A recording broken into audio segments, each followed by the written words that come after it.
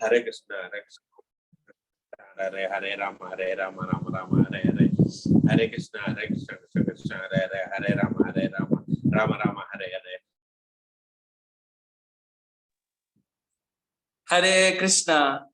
प्रातःकालीन जप सत्र में भाग लेने के लिए आप सभी का हार्दिक धन्यवाद। हम चलते हैं आज के श्रील प्रभुपाद के विचार पर।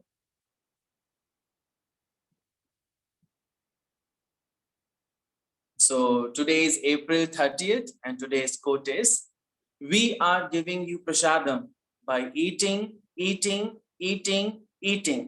You one day will become Krishna conscious simply by eating, because you are so dull. You cannot understand the philosophy. You know the belly like the animals. So therefore, we are giving facility. All right, fill up your belly and you will be infected. As you take food step from an infected area, you become infected with some disease. So this is Krishna infected prasadam. You take it and one day you will be diseased with Krishna consciousness.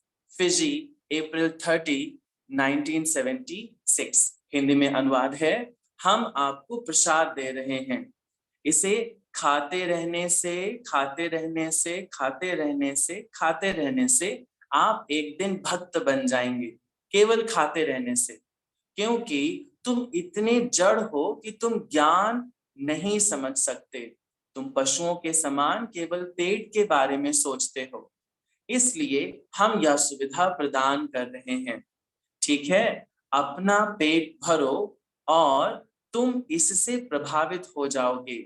जिस प्रकार तुम किसी रोगग्रस्त स्थान से कुछ भोजन लेते हो तो उसके कीटाणुओं से संक्रमित हो जाते हो, इसी प्रकार यह श्री कृष्ण संक्रमित प्रसाद है। आप इसे लें और एक दिन आप कृष्ण भक्ति से संक्रमित हो जाएंगे। फिजी, 30 अप्रैल 1976। भक्ति वेदांत स्वामी श्रीला प्रभुपाद की जय। So today I am available to do this explanation seva. Please bless me. Ancha kalpatarubhyascha kripa sindhubhyev cha patitanam pavanebhyo vaishnavebhyo namo namah। अनंत कोटि वैष्णव भक्त वृंद की जय, श्रील प्रभुपाद की जय। हरे कृष्णा। So आज के कोट में हम सबके फेवरेट चीज की बात हो रही। What is that? हम इस्कॉन टेम्पल जब पहली बार गए तो हमें सबसे पहली चीज क्या अट्रैक्ट करी? प्रसाद। वहां के प्रसाद की बात ही कुछ और है। और हम घर में भी अगर देखें तो जो हम रेगुलर खाना खा रहे हैं, उसी खाने को अगर आप भगवान को ऑफर कर दें और फिर उसको प्रसाद स्वरूप ग्रहण करें तो आपको स्वाद में जमीन आसमान का अंतर देखने को मिलेगा। इसका सिर्फ एक कारण है, वो है हमारी कॉन्शियसनेस। हम जो बद्ध जीव हैं, हम इस भौतिक जीवन में सिर्फ अपने जिह्वा के स्वाद और अपने उदर के स्वाद और इन सब के बारे में ही सोचते हैं। हमारे लिए डीप फिलॉसफी को एक्सेप्ट कर पाना इतना इजी नहीं होता है। कभी कभी ऐसा होता है कि भागवतम क्लास में बैठे हैं, सुबह सुबह शाम को भगवत गीता क्लास में बैठे हैं, भागवतम चल रहा है, सब बाउंस जा रहा है, सब जंप मारता जा रहा है, कुछ नहीं समझ में आ रहा है। लेकिन उसी क्लास के बाद जब वही स्पीकर अपने हाथों से आपको प्रसाद खिला देता है, हाँ प्रभु जी आपकी बात अब तो समझ में आ गई है, दैट इज इन्फेक्टेड। चलो, प्रभुपाद बोल रहे हैं कि जो कृष्ण का प्रसाद होता है वो इन्फेक्टेड होता है। इन्फेक्शन हमारे लिए कोई नया नहीं है, हम 2 साल से इन्फेक्शन झेल रहे हैं, है ना। कोरोना से संबंधित हर चीज से हम स्वयं को बचा रहे हैं, तो अगर हम उसके संपर्क में आते हैं तो इन्फेक्टेड हो जाते हैं। लाइक एक ऐसा पर्सन जो कोरोना इन्फेक्टेड है, उसका जूठा थाली में कोई नहीं खाएगा, वो सोचेगा भाई हमको भी कोरोना हो जाएगा। इसी तरह से कृष्ण भी है, कृष्ण का प्रसाद भी है, वो भी इन्फेक्टेड है, उसमें भी संक्रमण है। लेकिन ये जो संक्रमण है, ये आपको बहुत सारे भव बंधनों से बचाएगा, है ना। बंधनों से बंधने का जो कारण है ना, वो हमारा यही है कि हम इस भौतिक जगत में स्वयं को भोक्ता मानते हैं। लेकिन जब हम स्वयं को भोक्ता ना मानते हुए इस समस्त सृष्टि के जो स्रोत हैं, जो कारण हैं, उनको भोक्ता राम मानकर सारी चीजें उनको ऑफर करते हैं, then we will be happy, we will be free from all the बंधन, है ना।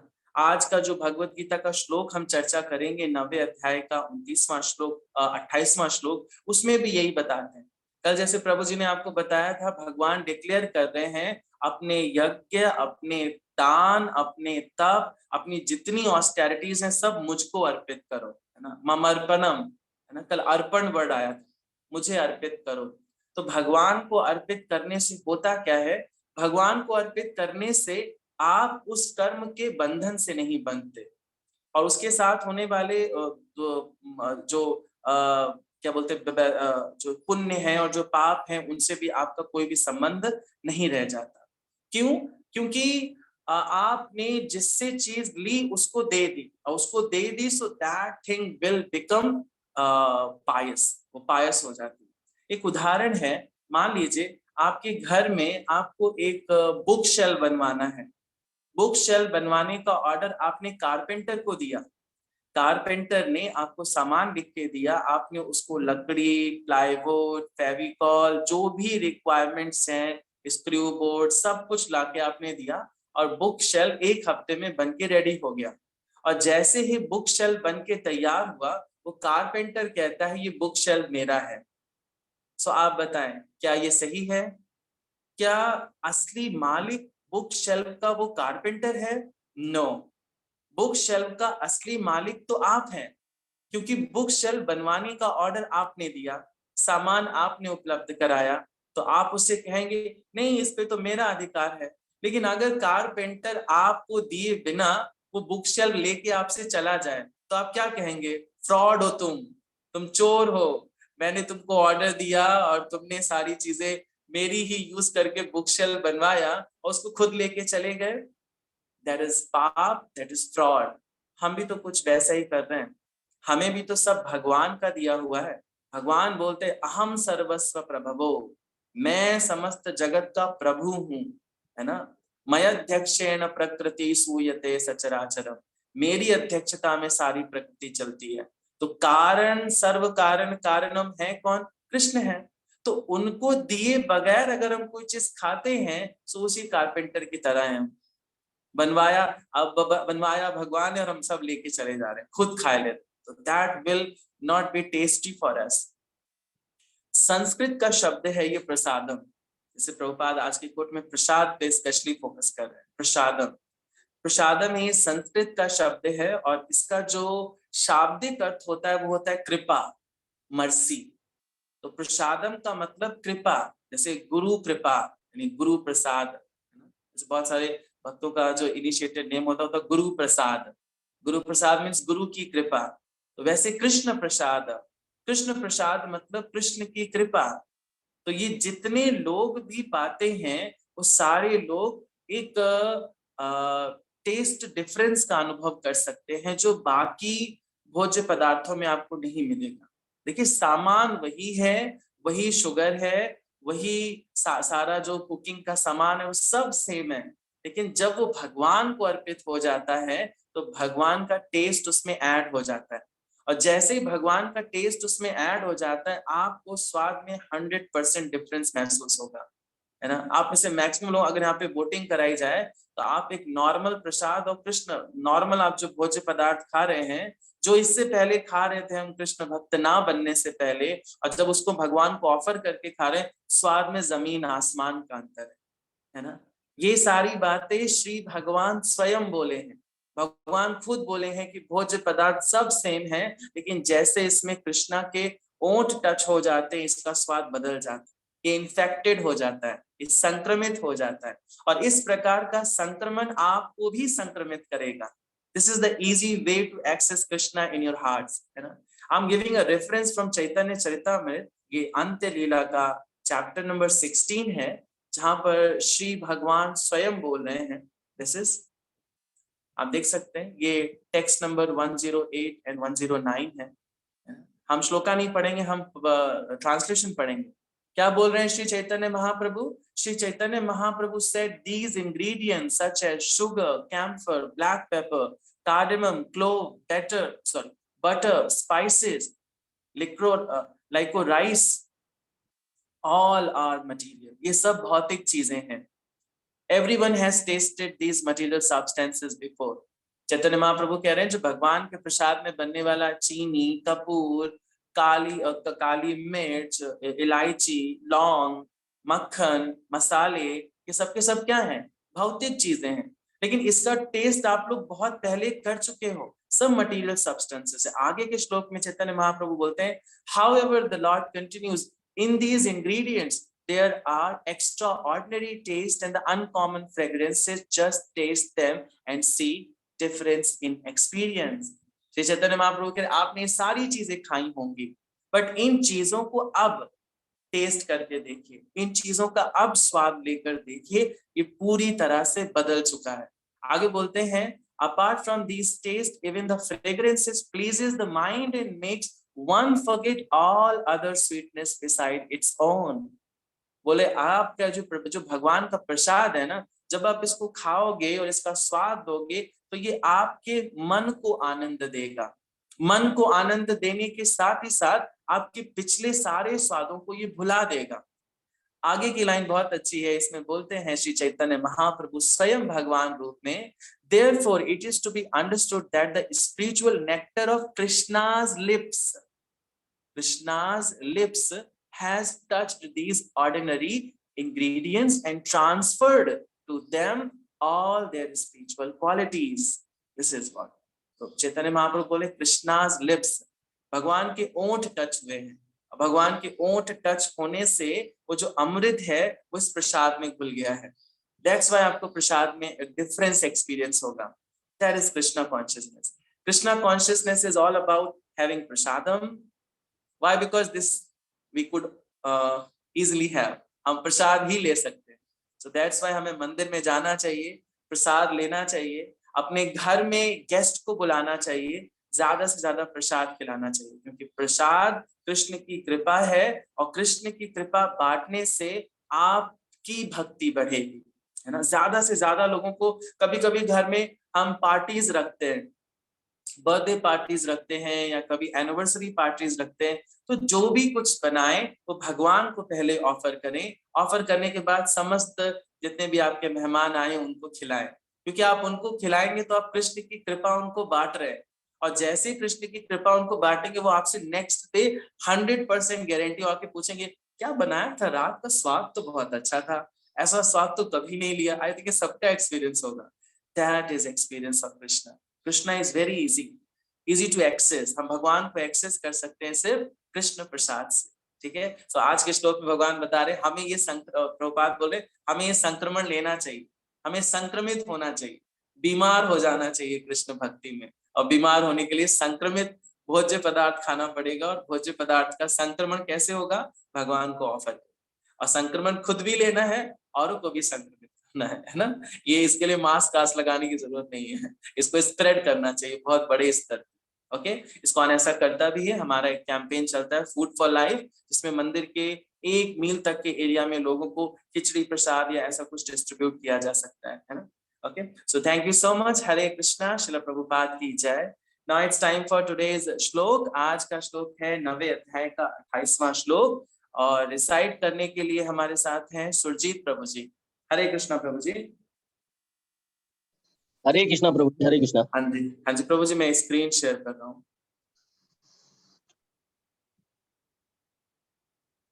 यस प्रभु जी।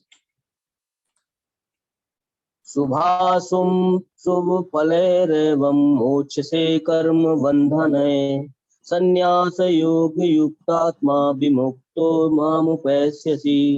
शुभाशुभ फलेरेवं मोक्षसे कर्म बंधने संन्यास योग युक्तात्मा विमुक्तो मामुपैस्यसि। इस तरह तुम कर्म के बंधन तथा इसके शुभाशुभ फलों से मुक्त हो सकोगे, और इस संन्यास योग में अपने चित्त को स्थिर करके तुम मुक्त होकर मेरे पास आ सकोगे। Hare Krishna. Thank you so much Prabhu ji. Shrimad Bhagavad Gita Thakur की जय, श्रीमद् प्रभुपाद की जय। Chapter is transcendental knowledge, the most confidential knowledge नाम का चैप्टर चल रहा है, परम गुह्यतमम ज्ञान। आज के ज्ञान में भगवान जो आज का श्लोका ले रहे हैं वो कौन सा है? 28 नंबर श्लोका। कल आपने जब 27 नंबर श्लोक पढ़ा था, 27 नंबर श्लोक में भगवान, कल प्रभु जी ने बहुत बढ़िया से बताया था कि हर चीज भगवान को ऑफर करनी चाहिए। तो कल भगवान ने बताया कौन सी एक्टिविटी करनी चाहिए, क्या करना चाहिए। क्या करना चाहिए? हर चीज भगवान को ऑफर करनी चाहिए। जब भी आपके घर में नए कपड़े आए तो वो भी भगवान को दिखाना चाहिए, कृष्णा प्लीज एक्सेप्ट इट, है ना। तो हमें हर चीज भगवान को ऑफर करनी चाहिए। आज भगवान बता रहे हैं ऐसा करोगे तो तुम्हें क्या मिलेगा, बेनिफिट क्या होगा। वी आर वेरी क्या बोलते हैं, शॉर्ट माइंडेड पीपल, हम ब्रॉड माइंडेड पीपल नहीं। हम जब कभी भी कुछ करते हैं सो वी आर एक्सपेक्टिंग क्या मिलेगा, ऐसा करेंगे तो क्या मिलेगा। भगवान is supreme intelligent, that's why is telling क्या मिलेगा तुम्हें। तो आज भगवान क्या बता रहे हैं कि अगर आप ऐसा करते हैं तो आप कर्म बंधन से मुक्त तथा शुभ अशुभ फलों से मुक्त हो जाएंगे। हम इस भौतिक जगत में बंधे क्यों हैं? क्योंकि हम कर्म बंधनों से बंध रहे हैं। और जब हम कर्म, देखिए इस भौतिक जगत में कोई बिना कर्म किए नहीं रह सकता है। बहुत सारे लोग सोचते हैं कि सन्यास ले लो, सब त्याग दो, सब त्याग देने का मतलब सब छोड़ के चले जाओ बिना कोई कर्म करे। No, this is not possible. अगर आप यहाँ से हिमालय भी जाते हैं, किसी वन में भी जाते हैं, तो वहां पर भी आपको अपनी दिनचर्या के कर्म तो करने ही पड़ेंगे। और जब भी आप कोई कर्म करते हैं तो कर्म का फल भगवान देते हैं आपके कर्मों के अनुसार। क्यों? भगवान भगवत गीता में बोलते हैं कि आप कर्म के तो अधिकारी हैं बट फल के अधिकारी आप नहीं हैं। कर्मण्येवाधिकारस्ते मा फलेषु कदाचन। कर्मण्येवाधिकारस्ते, अधिकारस्ते, कर्मण्येव अधिकारस्ते, कर्म का अधिकार है, ना फलेषु कदाचन, फल का आपका अधिकार नहीं है। फल आपको आपके गुड और बैड डीड्स के अकॉर्डिंग मिलेंगे, जैसे आपने कर्म करें। अच्छे कर्म करें हैं तो पुण्य मिलेगा, बुरे कर्म करें हैं तो पाप मिलेगा। वही आज के श्लोक में बता रहे हैं, शुरुआत ही हुई है शुभ अशुभ, शुभाशुभ फलैरेव मोक्षस्य कर्म बंधने। यानी अगर आप समस्त चीजों को मेरे को ऑफर करोगे तो आप इन शुभ अशुभ यानी पाप और पुण्य, साथ ही साथ कर्म के बंधनों से मुक्त होंगे। हम इस भौतिक जगत में जब कभी भी आते हैं तो हम यहाँ पर कर्म करना जैसे ही शुरू करते हैं, कर्म का बंधन प्रभावी होने लगता है। कर्म हमें बांधते हैं। कर्म इस भौतिक जगत में हमें रोके रहने का कारण है। तो कर्म को अगर हम प्यूरिफाई कर लें, then we can be free from this material world। जैसे भगवान बोले ना मोक्ष से, अच्छा वर्ड है, बोल रहे मोक्ष से कर्म बंधने, यानी मुक्त हो जाओगे तुम कर्म बंधन से। क्या करके? समस्त चीजों को मुझको ऑफर करके। हम ये बात रियलाइज तो करते हैं। हम एक आरती गाते हैं, उस आरती में गाते हैं, तेरा तुझको अर्पण क्या लागे मेरा, ओम जय जगदीश हरे।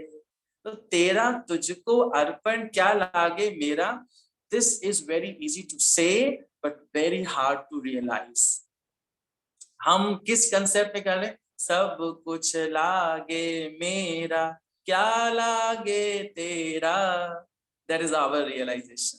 हम सोचते हैं तुम्हारा है ही क्या भाई, मेहनत मैं कर रहा हूँ, प्रसाद भोज पदार्थ मैंने अरेंज किए हैं, सब मैं कर रहा हूँ।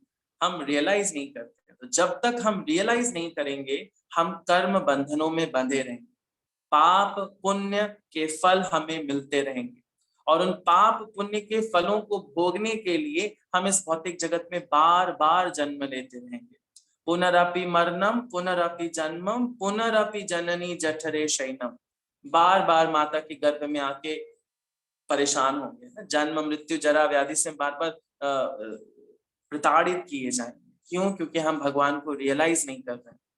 तो जो ऐसा करता है उसको क्या मिलता है गिफ्ट स्वरूप? वो कर्म के बंधनों से मुक्त हो जाता है। शुभ और अशुभ के जो फल हैं वो उसको प्रभाव नहीं करते। इसमें बहुत अच्छा सा उदाहरण दे रखा है। ये उदाहरण है भक्ति रसामृत सिंधु का। श्री रूपा गोस्वामी इसमें कहते हैं, श्लोक आप देखोगे जो तात्पर्य है उसके स्टार्टिंग में लिखा है, अनासक्तस्य विषयान अर्थाम उपयुञ्जतः निर्बंध कृष्ण संबंधे युक्तम वैराग्यमुच्यते। श्री रूप गोस्वामी बोलते हैं कि जब तक आप इस भौतिक जगत में हैं तब तक कर्म करना तो नहीं बंद कर सकते हैं। आप अगर सोचे कि नहीं नहीं चलो वाइंड अप करते हैं, कोई कर्म नहीं करेंगे, बैठेंगे, जब हमें पता लग जाता है कि कर्म करना ही इस भौतिक जगत में बंधने का कारण है, तो इस भौतिक जगत से मुक्त होने का क्या उपाय है? कर्म करना बंद कर दो। No, this is not possible. आप बैठे बैठे भी कर्म करते हैं, कर्म करना नहीं बंद कर सकते। तो श्री रूप गोस्वामी क्या बोल रहे हैं? कर्म करना है, लेकिन किस कंसेप्ट में? युक्त वैराग्यम। युक्त वैराग्य का मतलब, यहाँ पे युक्त शब्द को श्रील प्रभुपाद डिफाइन कर रहे हैं इन द इंस्ट्रक्शंस ऑफ आचार्य। जो सीनियर आचार्य हैं उनके अनुदेशन में वैराग्य लेना है, और उनके अनुदेशन में जब कभी भी आप वैराग्य की बात करेंगे तो आपको बस एक ही जवाब मिलेगा, everything belongs to Krishna, offer to Krishna. हर चीज कृष्ण को समर्पित करनी चाहिए, क्योंकि हर चीज कृष्ण को ही बिलोंग करती है, उन्हीं से संबंधित है। तो जब हर चीज उन्हीं के द्वारा दी हुई है तो हर चीज उन्हीं को ही जानी चाहिए। जब हम ऐसा करते हैं तो हम कर्ता तो होते ही नहीं, हम मीडिएटर हैं। मतलब हम जस्ट कन्वे करने का काम कर रहे हैं, जो चीज जिसकी है उसको हमने वापस कर दी, तो हम कर्ता नहीं हुए। जब हम कर्ता नहीं हुए तो हम कर्म के बंधनों में नहीं बंधेंगे, तो पाप पुण्य के फलों का तो मतलब ही नहीं निकलता। चलो प्रभुपाद वो ये तात्पर्य में बहुत बढ़िया से बता रहे हैं, एक शब्द बड़ी अच्छी बता रहे हैं कि अगर आप ऐसा करते हैं तो आपको मिलेगा क्या?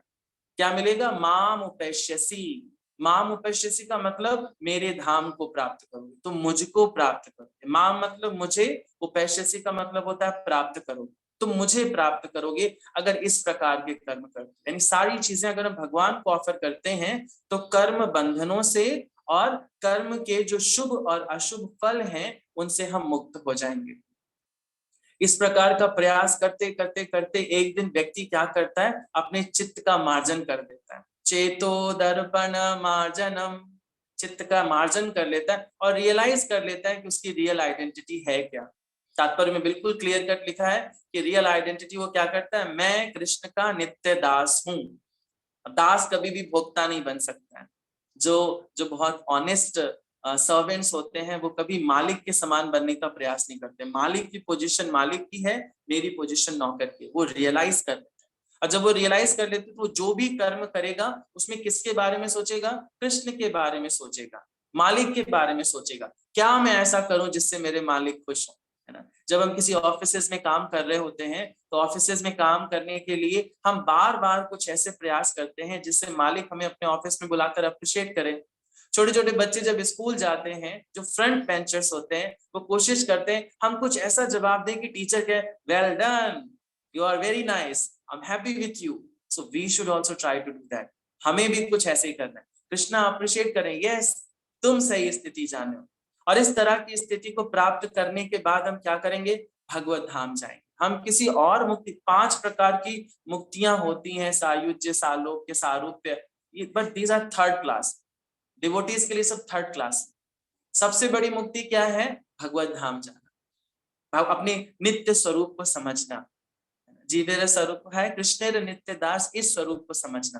क्योंकि इस स्वरूप को समझने के बाद ही हम भगवान की सर्विस कर सकते हैं। और जो कृष्ण भक्त होते हैं बहुत इंटेलिजेंट होते हैं, ये वो किस प्रकार कर रहे होते हैं लोगों को पता ही नहीं लगता है ना। जो सीनियर वैष्णव्स हैं वो हर समय कृष्ण का चिंतन करते रहते हैं, और अगर कह रहे हैं कि ये बॉटल यहाँ से वहां रखो तो इसमें भी कृष्ण का चिंतन है ना। श्री चैतन्य महाप्रभु का इसमें एक स्टेटमेंट दे रखा है, ये उन वैष्णवों के बारे में है जो बहुत बुद्धिमान व्यक्ति हैं। क्या बोलते हैं? तारा वाक्य क्रिया मुद्रा विज्ञे न बुझाय, तारा वाक्य क्रिया मुद्रा विज्ञेय न बुझाए।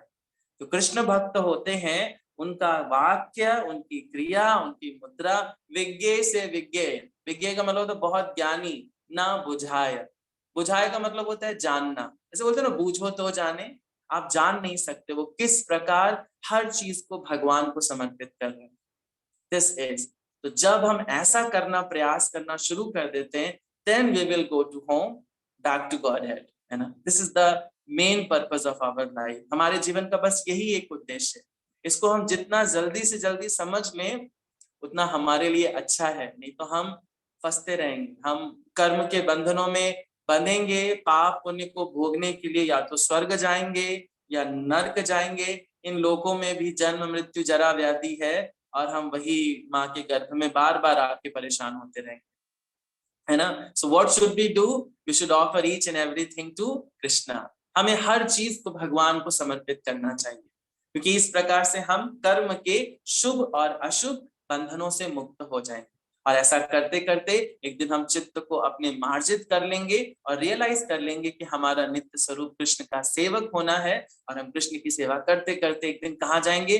भगवत धाम। भगवत धाम का कैरेक्टरिस्टिक क्या? यद् गत्वा न निवर्तन्ते तद्धामं परमं मम। भगवान बोलते यद् गत्वा न निवर्तन्ते, जो वहां जाता है वहां से वापस नहीं आता है। क्योंकि हम रियलाइज हो चुके हैं, वहां जाके हम इतना डेडिकेटली सेवा करेंगे, हमें पता है हम इतना कष्ट भोग चुके हैं ना, इसलिए तो हमें वहां जाके बहुत, बोलते नहीं, दूध का जला हुआ छाछ भी फूक फूक के पीता है। तो वहां पे हर कदम हम बहुत कॉन्शियसली रखेंगे, हमें अब भगवान से ईर्ष्या नहीं करनी है, नहीं तो हम फिर इस मटेरियल वर्ल्ड में फंस जाएंगे। So, okay, that's all I understood from today's transcendental shloka by Sri Bhagwan himself. Now, कल का श्लोका बहुत महत्वपूर्ण है. It is one of my favorite. समोहम सर्वभूतेषु. तो इसके लिए हैंड रेस कर लेते हैं. 9.29. 9.29 कौन रिसाइट करेगा कल का श्लोक? ओके, यस, महिमा चौहान माता जी को देते हैं. महिमा चौहान माता जी ने बहुत दिन से नहीं किया. हरे कृष्ण माता जी. हरे कृष्णा प्रभु जी, पंचांग माता जी प्रणाम। कल का श्लोका आप करेगा. ओके जी जी जी। सो कल का श्लोका कराएंगे माता जी 9.29. अब हम बात कर लेते हैं कल के जपा की. कल का जपा इम्पोर्टेंट होता है. कल जपा में हम how I came in Krishna consciousness भी डिस्कस करते हैं. यानी कल जिसको जपा मिलेगा वो जप करने के साथ साथ अपनी पूरी भक्ति लाइफ के बारे में भी बताएगा कि कैसे वो भक्ति में इंटर हुआ. और कल का जपा कराएंगे ममता यादव माता जी. हरे कृष्णा माता जी. कल माता जी आपका जप भी रहेगा और आपकी स्टोरी भी सुनेंगे हम. ओके ओके, ठीक है. सो thank you so much all respected devotees. अभी हम सेशन को एंड कर रहे हैं. ओके, एक काम करना है, हमें श्लोका रिवाइज करना है, तो मैं श्लोका रिवीजन करा देता हूँ. हम स्क्रीन पे शेयर कर रहे हैं.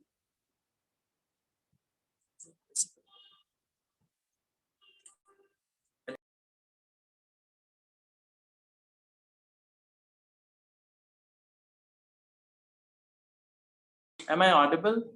मेरी आवाज आ रही है? Am I audible? मेरी आवाज आ रही है? हैंड रेस करके प्लीज कोई बता सकता है? ओके, ठीक है, मैं स्क्रीन शेयर कर रहा हूँ. श्लोका रिवाइज कर लेते हैं.